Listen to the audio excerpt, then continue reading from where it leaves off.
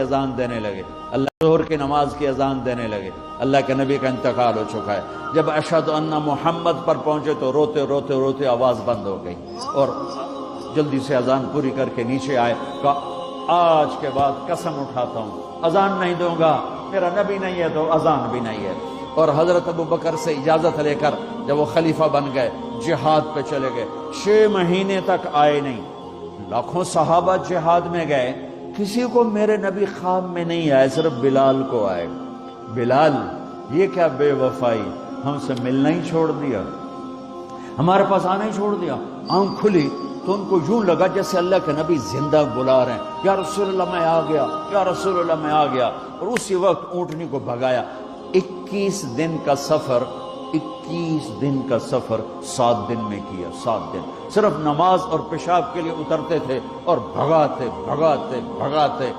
8ویں دن جب مدینے میں پہنچے تو آتے شور مچایا، یا رسول اللہ میں آ گیا، یا رسول اللہ میں آ گیا۔ ان کے ذہن سے نکل گیا کہ آپ تو دنیا سے جا چکے ہیں۔ جب مسجد کے قریب پہنچے تو پھر تڑپ اٹھے اور چیخنے لگے کہ آپ تو ہیں ہی نہیں۔ پھر گئے سیدھے قبر پہ جا کے یوں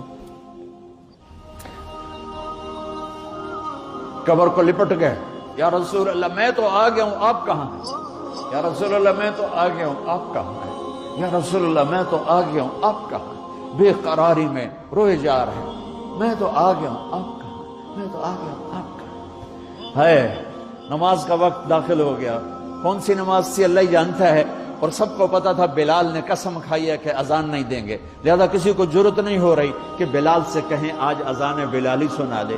تو چند صحابہ کو خیال آیا کہ نبی کے نواسوں کو سفارشی بناتے ہیں، حسنین۔ آپ نے فرمایا میری آنکھوں کی ٹھنڈک حسن اور حسین، میرے جنت کے پھول حسن اور حسین۔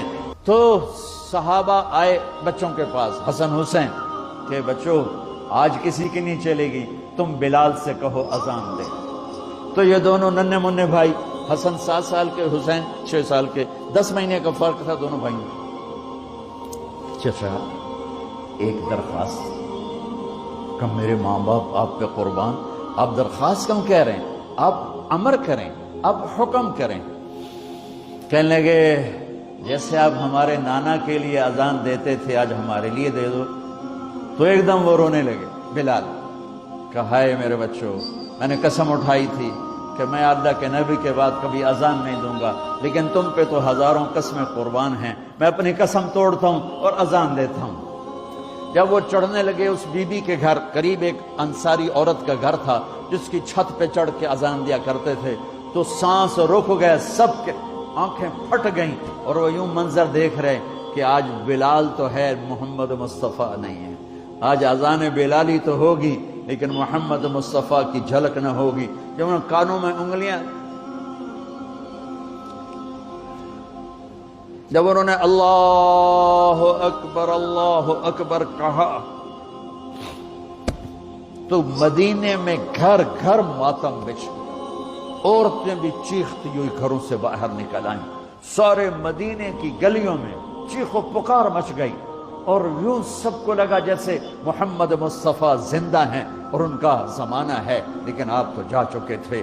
یہ بلال کو جو رتبہ میرے رب نے دیا، یہ غلامی مصطفیٰ کی وجہ سے دیا ہے۔